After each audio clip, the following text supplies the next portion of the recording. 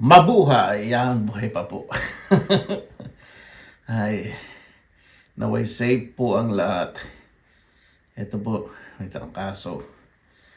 Siguro po dahil sa jet lag ito dahil pagdating po dito sa Finland, sobrang lamig po. Ngayon, between minus 24 or minus 26, sobrang lamig po sa labas. Ayan. Ito po yung pinakamahirap pag nasa abroad. Pagdating po yung magkakasakit, sarili niyong kilos lahat. Pero sa totoo lang po, ayoko pong magreklamo. Sobrang nagpapasalamat pa rin po sa Panginoon dahil nakilos po ako ng maluwag dito sa sarili kong bahay. Pwede pong umorder online, magpa-deliver po ng pagkain. At kung hindi po maganda yung pakiramdam po, pwede ko tumawag sa hospital, may susundo po sa akin. At pwede ko mag-stay sa hospital kung hindi maganda pakiramdam. Ano lang po ito, tangkaso sa jet lag. Kaya ko po sinabi na papasalamat po ako dahil nakilos po ng maayos sa bahay ko. Siyempre, isipin na lang po yung mga kababayan po natin na ibang OFW o non-OFW po na nasa ibang bansa po, di ba? Lalo na po yung mga nangangamuhan po. Napakahirap pa ng kalagayan po nila. Inisip ko po. Wala po talaga nung nakaraan ko pong biyahe mula sa Hong Kong. Nakita ko po yung mga kabayan po natin. Napakaraming Pilipino magtatrabaho po kasama sa Hong Kong. Ang dami po pumasok sa isip ko. Siyempre, kung magkakasakit po sila, di ba? Kung nangangamuhan po sila, paano kung natapat pa nila masungit yung amo tapos may trangkaso yun? Parang halimbawa bago lang sila, hindi pwede magdahilan. Iba po kahit may sakit na, kailangan pa rin pong kumilos. Yan po na naway lahat po ng kababayan po natin, lalo na po yung mga OFW na namamasukan o nag-iisa po sa ibang bansa, ay yung mga ispong kalagayan. Palalangin po natin lagi sa Panginoon. Siyempre ang ating pong pamilya. Kaya kung nasa Pilipinas po kayo, kahit simpleng lang na, di ba? May nag-aalala po sa inyo. Ang pinakamasarap po talaga yung pagluluto po kayo. Naalala ko tuloy na maliit ako. Kahit di maliit hanggang college, kahit nagtatrabaho na. Ang malakas pa pong nanay ko. Lagi po nagluluto ng sopas, tugaw o tinola, basta may sabaw. Tapos ang malabsang itlog. Kasi maliit naman po ako. Hindi po ito promotion, kundi Merienda Royal. Pero hindi po siya nagbibigay ng Skyflix. Ano po, malabsang itlog. Pero mostly luluto po siya ng sopas, lugaw. Tapos lalagyan malabsang itlog. Sarap po naman kayong nasa Pilipinas po kayo. Kahit may lagnat lang kayo, may nag-aasikaso po sa inyo. O mabasa lang kayo ng ulan. O pagpawisan. Sarap po ng pakiramdam. Kasi dito po sa ibang bansa, lalo na po yung mga OFW, talaga lahat po kilos po nila. Iba po talaga kung kasambahay po, katira po sa mga bahay na po. Kahit hindi kasambahay, kung driver o nasa bahay ng mga amo, mga palalaki, mga babae. Kasi trabaho po sa mga nangangamuhan na dinumero po ang mga kilos. Kahanga-hanga po talaga sila. Pagdasal po natin ang kanilang kaligtasan. Dahil talagang sobra po yung sakripisyong ginagawa po nila. Mahirap po talagang isipin so isang araw, di ba? Kung mayroon silang mga masusungit na amo. Siyempre yung mababait, given na yun as understood na asikasuhin sila. Pero yung masusungit, ibig sabihin po, paano na nararaos na isang araw kahit na wala silang sakit, di ba? Yung pakikisama na lang. Wala nga silang sakit na physical, pero yung emotional, yung stress, yung mental stress, grabe po yun.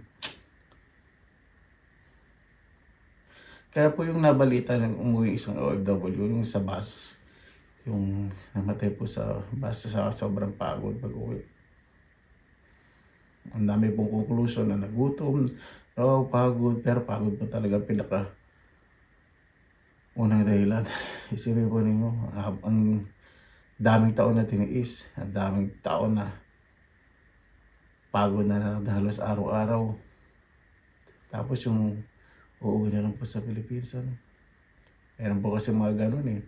Yung pauwi na lang po talaga, yung trabaho po nila parang kalabaw.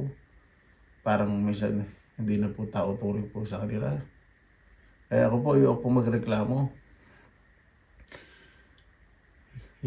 Ito nga po talaga yung pinakamahirap talaga yung sitwasyon na pag nagasakit po talagang sariling kilos nyo. Pero ako sobrang nagpapasalamat po sa Panginoon kasi may sarili po akong tinitiran, sarili ko kilos ko. Yung suporta po dito ng gobyerno talagang kahanga-hanga. Hindi po ako tumawag, sandali lang po may susundo po sa akin. Hospitalization po dito, libre. Minsan may konting-konti lang babayaran. Pasti sa gamot. Sa private, syempre mas mahal. Dito po yung government hospital talagang kubikulos po ng maayos. Talagang de-caliber high-end po talagang magagamit ng mga equipments. At yung pagkain, napakabilis din po. Sa Pilipinas din naman po, sa mga pagkain. Hindi ko lang po alam sa hospitalization document po. Kasi maayos kaya. Sobrang napakapalag ko po dahil dito po napunta sa Finland. Hindi ko po pinagmamalaki ibig sabihin. Yung sistema po talaga dito, pinabalik po sa tao. Yung concern po nila sa tao ang pinaka-priority. Yung social welfare po talaga na tao. Priority po dito. Kaya, kung may mga kamag-anak po kayo, kaya po, nagmamakaawa po ako kung nangangamuhan o dinumero po, kahit di naman nangangamuhan o dinumero po yung kilos po nila sa isang quarter o isang boarding house. Kamusta yun po ninyo? May message po kayo lagi sa kanila. Kasi minsan, siguro kadalasan po, halimbawa kung nagkasakit po sila, hindi po sa inyo sasabihin yun. Kahit titisip po nila, okay din mo mga, kung di mo na magkasakit, yung emotional stress na naman sa mga ibang amo, di ba? Paano po nila tinitiis yung mga abusado. Abusado, di ba po? Sakit po sa kalooban na isipin. Kaya sana mabigyan po ng na magandang atensyon ng ating mga OFW. Siyempre hindi lang ating mga OFW talagang manggagawa din sa Pilipinas na talagang nagpapakanda ko ba na hirap pang mag-commit pagdating sa mga ganun. Kahit naman yung minimum salary madagdagan. Tapos yung ano po mag-commit.